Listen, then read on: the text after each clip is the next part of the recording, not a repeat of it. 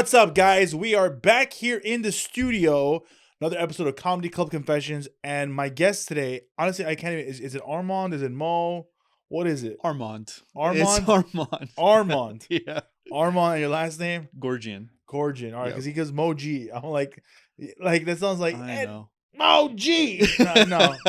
Armond goes Gorjian. Gorjian. Yeah. Gorjian. You're Armenian. Yes. Full Armenian. Full Armenian, born in Tehran. You were born in Tehran? Yep. So you're Persian Armenian. Persian Armenian. No yep. way. Yeah. And you're a lawyer. And a lawyer. That's crazy. Thanks, man. I know. Lawyer, comedian. I Isn't that crazy?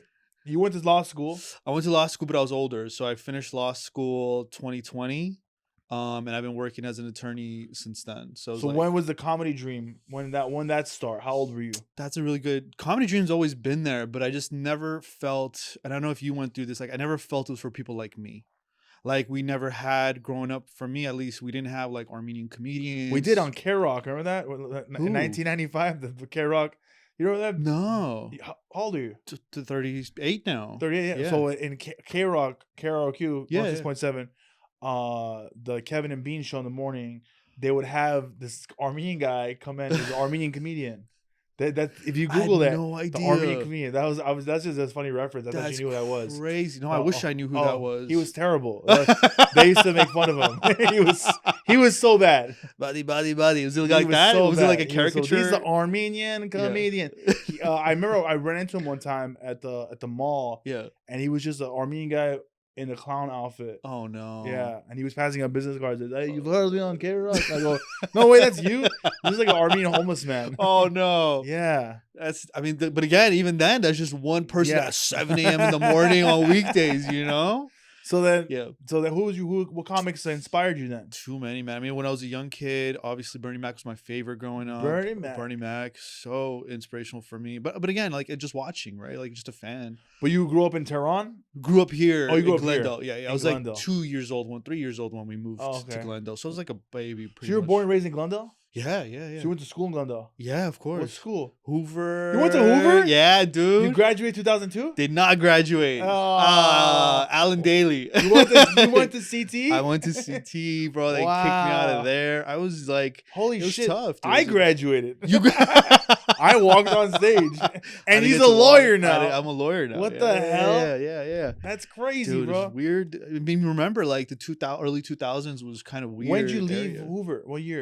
I left Hoover at 2000, I think. Oh, 2000. And then like 2001, I was trying to get you try to get your grades grades up back. and then come back and walk, and it just was like did not happen. But that continuation school is so easy, bro. It was great. It's just like they give you this little book, you fill it out. And you're done. It wasn't like it was hard to do the work. It was more like family stuff kind of crept in, and then it was like trying to deal with family stuff with school was just like it wasn't happening, bro. That's crazy, bro. Don't tell anyone that you went to you're a high school dropout and you're a lawyer now. I feel I feel the opposite about it. Like I'm actually proud of that fact. Because, are you really? Yeah. Because it's like a lot of my peers, like my friends at that time, dude. I had like 10 close friends. Out of those 10 close friends, like 8 of them didn't graduate. Yeah. And out of those 8, like 4 of them, I don't even know what they're doing. And you know what's funny that you're saying that right now? Yeah. You tell me who your friends are, I'll tell you who you are. Oh yes.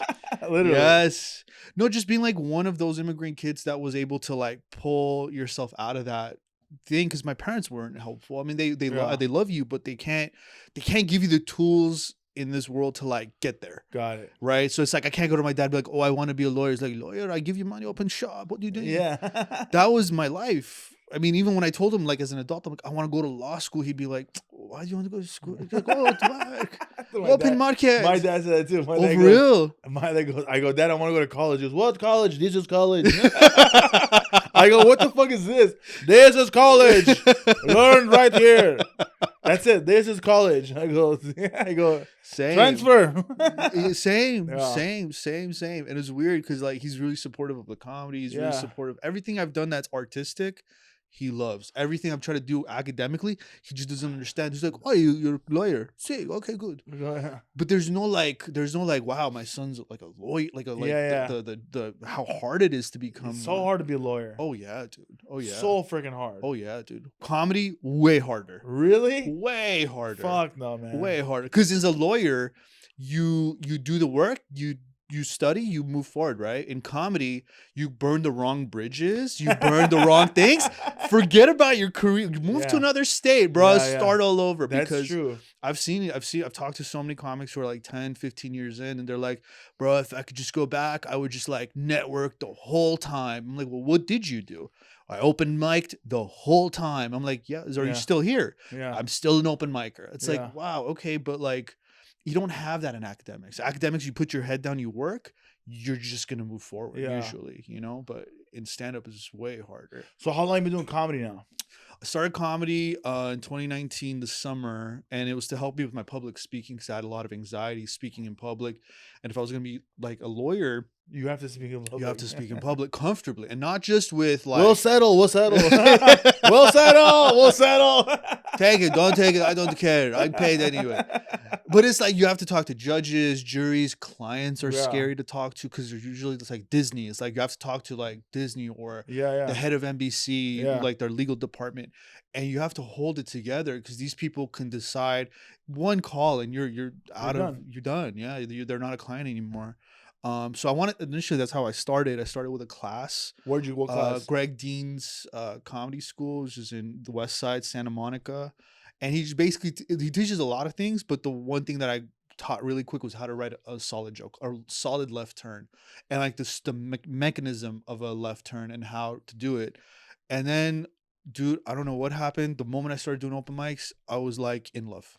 And I was it's called the comedy bug. Yeah. Yeah, and I couldn't let it go. And I was going like 3 to 5 mics a day for like 6-7 days a week.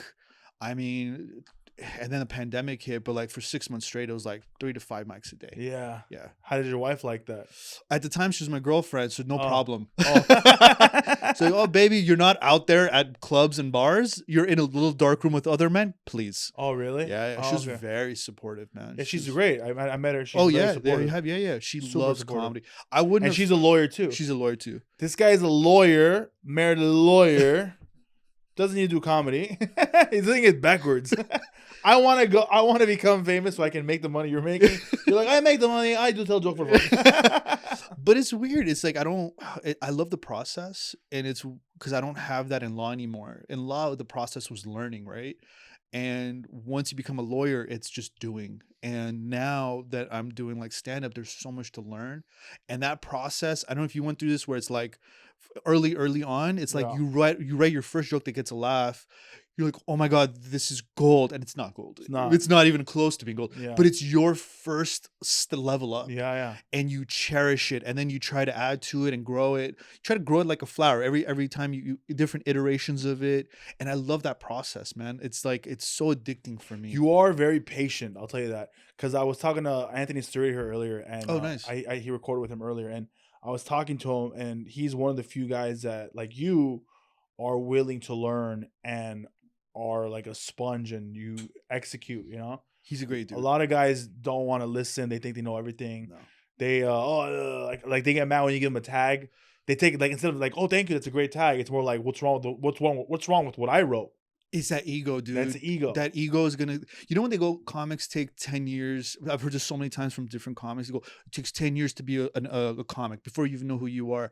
I think a large part of that, for me, just seeing 3 years in, I think a large part of that is that ego kind of stops you. Like that tag you gives you a different perspective on your joke. And it's never about you. It's about what people perceive, right? Mm-hmm. So for me, that 10-year mark, I think, is breaking down the ego. Bombing to really shut down that ego. So then when someone gives you a tag, you go, oh, this is gold. You can see it for what it is. Yeah. I've had so many people give me tags. I'm so thankful. And I use each and every one of them. Yeah. And you try it out. Sometimes it doesn't work with your set. Mm-hmm. Sometimes it does. But I think that's the big thing of the 10-year rule with comics. It's like, you know, it takes 10 years to become even like good on stage. It's like, yeah, but because you're not listening. Yeah. You're not working. I don't think it takes 10 years anymore. Yeah. Maybe back then it did, you know, with now there's so much stage time now. Oh yeah. There's unlimited amount of stage time around. There's so many mics. There's so many fake comedy clubs. You know, there's comedy clubs. There's bar shows. There's like, it's all about surrounding yourself with people that are going to help you versus the people that are gonna hurt you. You know, a Yes. lot of comics that the reason why those guys that you said that were doing open mics for 15 years, like you said, you tell me who your friends, I'll tell you who you are. If you're only hanging out with shitty comics, you're gonna be a shitty comic. Oh, absolutely. You got to surround yourself with people you're gonna learn from, you know, and grow Absolutely. together. Absolutely. But it's people don't want to do that. No. Everyone wants to be top dog. Yes. I want to be top dog. Yeah. You know, that's why a lot of comics on the road, they take comics that aren't as good because they don't want to work. Yeah. I'm different. I want the feature to freaking kill. Yeah. I want to struggle. I want to feel like, oh shit, Yeah. he's freaking killing, because then it's making me work harder. You know. Yeah. A lot of guys don't want that. You know. No, I remember that's weird. one time this I asked, I think it was Joy Medina. I asked Joy Medina. I go, hey man, I was featuring for him. I go, is there anything you don't want me to say, or don't mess with the crowd, or Yeah. just asking it for like respect? Oh, that's amazing. Yeah. And he goes, do whatever you want. Mm. If I can't follow with whatever you're doing, I shouldn't have my name up there. I said, wow. And then I've always took that advice, and I tell that to my openers now. Like, do what the hell you want. What a great philosophy, though. It's great, right? What a great philosophy. If you can't follow your opener, then you shouldn't be headlining. How are you gonna be top dog if you can't? If you're gonna manufacture top dog, Yeah, eventually that's gonna come through. Yeah, 100%. You know, eventually that's gonna come through. I mean, I don't even know what that would feel like right now. But for me, it's just a matter of, like, you put me on a bunch of shows, and for me, it's like, okay, but I want to bring the best that I have, but also knowing that there's a little bit of growth that needs to happen too. Yeah. Like some material, I don't know if it's gonna hit or not. Yeah. I have to do the stuff I know kind of works. Yeah. And package it, because it's like, bro, people are paying. Imagine like the one that we did last time, packed, sold out. Yeah.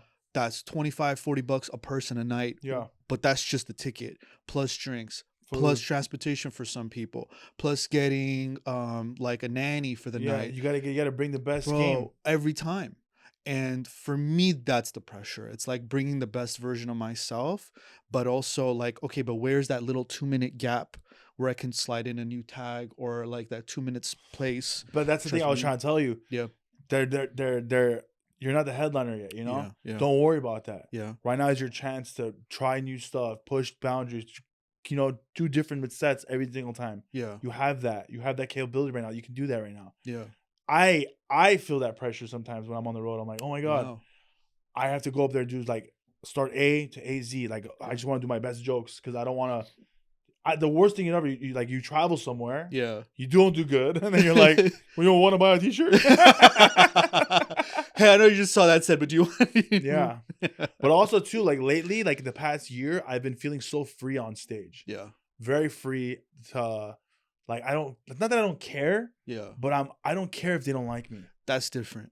And agree. I know I like me. I know I like what I'm saying. I know what I'm saying is funny. Yeah. If you don't like me, that's your problem. I agree. 99 people like me. You don't like me? I don't give a shit. You Yeah. know? And that a lot of comedians are we're so like, we want everyone to love us.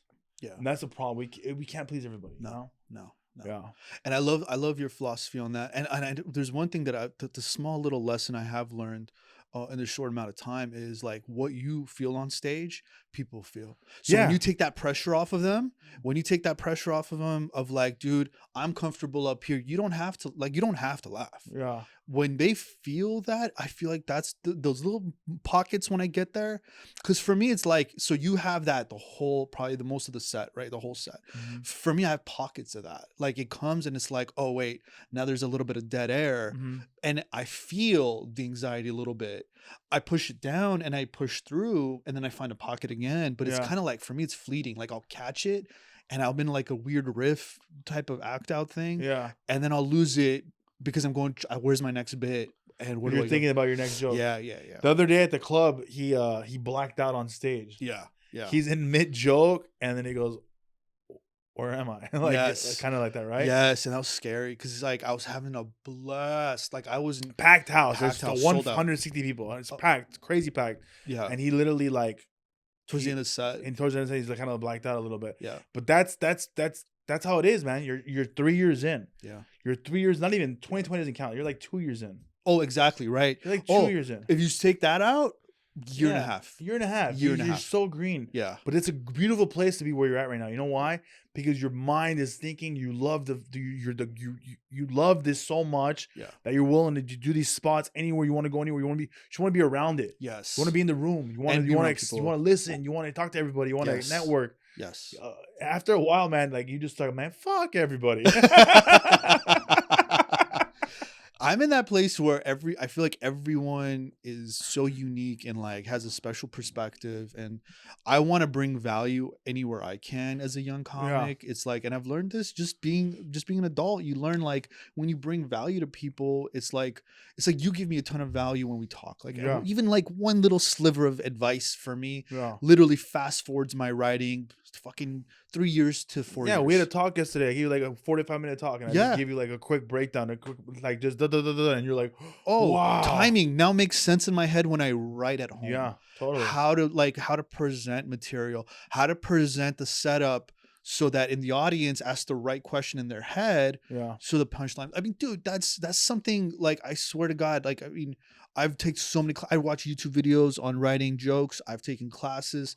I've taken a lot of different classes with a lot of different people. It's the first time I've had timing explained to me in a way where you go, oh my God, that alone is worth like a whole class. So guys, I'm charging classes right now. Go to jackjuniorcomedy.com. No, but that's a good advice. What would you tell comedians now that are watching this? Yeah.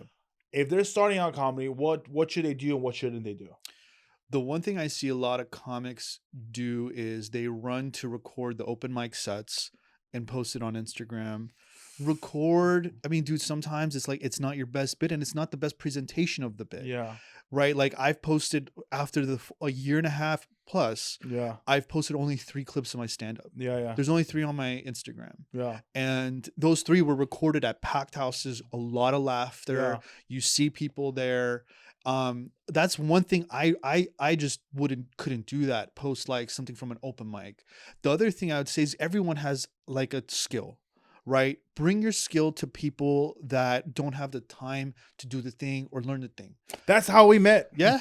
Literally, I met him through our mutual friend Wadad. Yep. Who's a friend of mine, friend. And she goes, hey, will you put my friend up? And I go, who is he? I didn't know who he was. Yeah. And he's been working the Haas so many times, and I never met. We've never met at all. That's right, yeah. And I go, yeah, I'll give him a spot. And then, because I always like giving, but with me, bro, I give opportunities to everybody. If you think about it, Renee Vaca, Anthony Staridi, Ali Malik, just so many names I can name you that I've helped because they're my friends, you know, and I want them to grow, and they're good people. Yeah. And Mo, I saw that in him. I saw that he wanted to, I didn't even know he was a lawyer. I didn't know anything about it. All I know is that he wanted to get up on stage, and I said, sure, you can do 5. We've been friends ever since because he's been helping me edit these videos that I don't have the time for. I'm not sure how to do that. So I've been exchanging, he's editing, I'm giving him spots, he's going on the road with me. He calls me, I give him advice, and that's how it is. And that's very good. That's some very good advice. It's incredible. It's such a small thing. And I'm learning, and here's the thing. I'm learning how to do the editing. Eventually there'll be a time where someone takes over that. Mm-hmm. But when you learn how to do the thing, no one could take that away from you, right? Yeah. So it's like learning video, learning like what kind of lens to use, what kind of camera to use, how to edit it, how to get the audio. Yeah. Dude, it's like you have this one skill. Bring that skill to people. Bring it. I can't pack a house. Yeah. I can barely bring with my whole group of friends of lawyers maybe a table, bro. Maybe a table. Yeah. Right. And it's like, so what can I add that's valuable? Because I want to learn. I don't care about the money. I don't care about anything else. I need the opportunity to learn.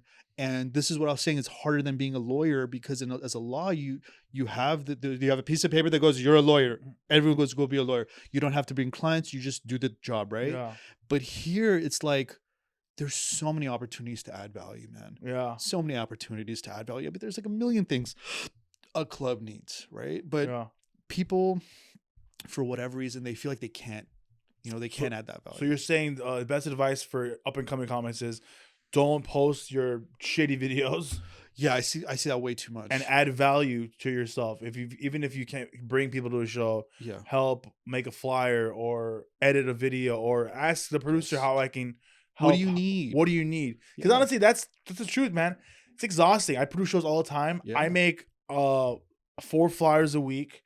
I do a bunch of freaking Instagram videos. I'm running the hot Instagram myself. It's exhausting. And on top of that, I have a family, I have kids. I'm going on the road. I'm touring. I'm a friend to people sometimes. I don't have many friends, but I have a dog. I have a baby. Like it's time. It's exhausting. Time is very important. And that's some really good advice, dude. And it doesn't have to be something crazy. Like it could be something small. Like Anthony Ceriti does his show on Sundays, and I'm like, dude, what do you need? Let me try to record your set. Let me try to help do something for you. You put me up. Let me do something. Let me record it differently. Let me record a different angle.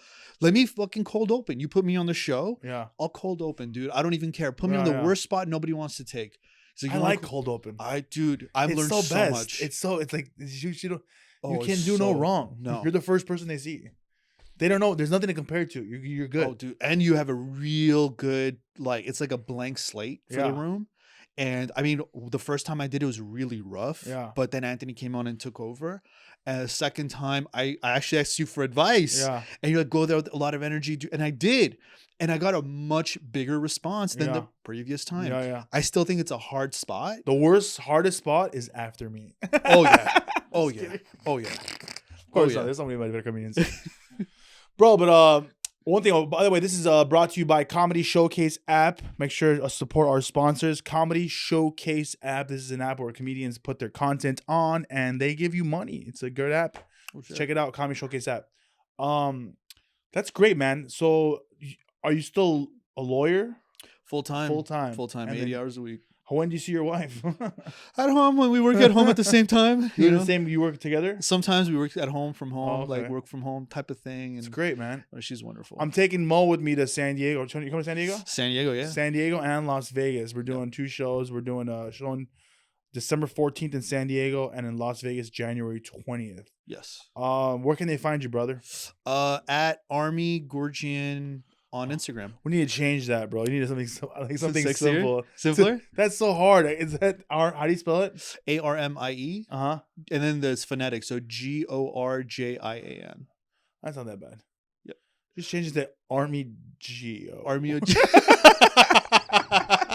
Just a G comedy or something. Hey, he's an entertainment lawyer, guys. If you need a lawyer, holler. I mean, I know a lot of comedians out there are getting deals right now. There's so many comedians right now selling shows, and here's holler at him. Yes. Right? Yes. There's so many comedians right now. Just shout out to Frankie Quinones. He's got a new show. Nice. On it's called Hulu. It's on Hulu, right? Oh, that's right. Oh, that's a good show. And what's the other guy's name? Ernesto? Can't remember his name. Mo also got a show on Netflix. Yeah, Mo has a Netflix show. A lot of people have it. I'm so proud of everybody, bro. Yeah. I'm so happy to see guys that I come up with just killing it right now. There's so many great comedians out there just taking their talent and going beyond stand-up comedy. Writing, producing. Shout out to Paul Elias, low-key comedy shows everywhere. Oh, wow. Matt Rife freaking hit a gazillion people on TikTok.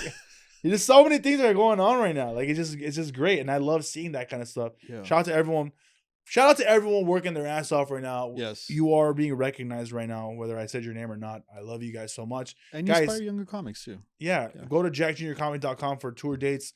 I'm coming to a lot of places. All right, that's it. Thanks. Thank you, man. Appreciate you, dude. Thank you, man.